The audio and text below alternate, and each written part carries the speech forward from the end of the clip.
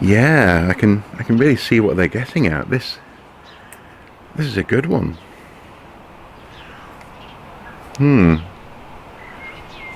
Oh, hello. You just caught me in my downtime. You see, I've been researching how to fundamentally undermine Western presumptions about cultural and economic superiority. I suppose it's time for a confession, since you caught me. You see, I'm a cultural Marxist. Cultural Marxism is real, and I am a cultural Marxist. No, it is not a conspiracy theory based on an asinine and fundamentally flawed characterization of socialist economics deployed alongside implied or explicit ideas of white supremacy.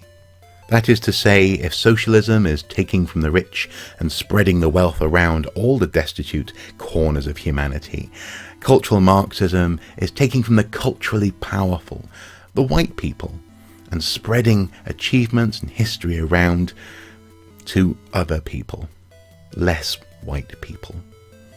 There's nothing I love more than a good cultural melting pot.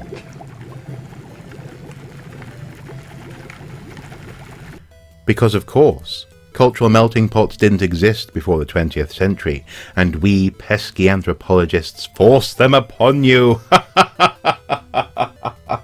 Why do you think this channel is called Archaeosoup in the first place?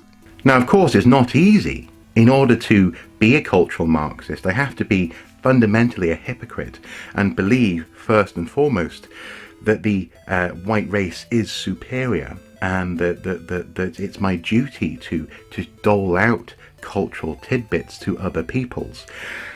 This is very difficult, and this is the reason why I have so many books, in order to look as though I'm not a hypocrite. I really care about other people. The wealth and grandeur of medieval Mali and other African kingdoms, the 6th century invention of toilet paper in China. Maybe that's a question you should ask China. The long-standing history of human homosexuality. None of these things could have existed without cultural Marxism. And crucially, I don't believe I'm related to the rest of humanity. Fellow humans, as if. I mean, I don't need those people. There's nothing in my life that wasn't made by, well, white people. You see, without us, let's face it, white British and American people, other people wouldn't have achieved anything. Cultural Marxists are part of a complex system designed to spread the cultural currency around.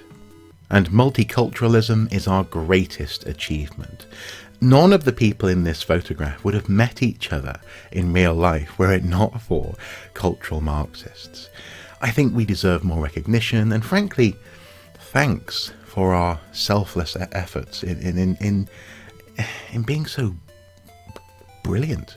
So there you have it. I am a cultural Marxist, and I feel so much better for having just got that off my chest. It feels like a confession, and I'm so happy that now I don't have to hide who I am.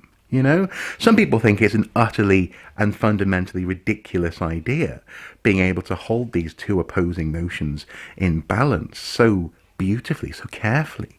On the one hand, believing that white people, my people, are just fundamentally better than everyone else, better than all humans, in fact. Never mind those pre-human humans, Neanderthals, etc. But also, I just feel a need to be charitable and to bequeath some of my cultural achievements that obviously I've inherited by virtue of being me, to some of those other lesser humans.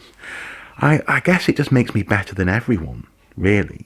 Being a cultural Marxist, it's just, well, it's a rarefied life, and I'm happy now to be able to share it with you.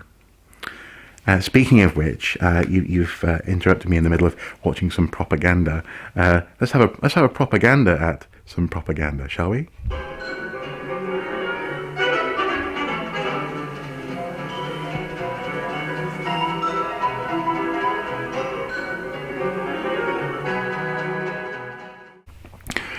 just want to be really, really clear and say, if you actually believe any of this stuff, you're a simpleton. This was a joke, but some people might not understand that. So just to be clear, because you are simple.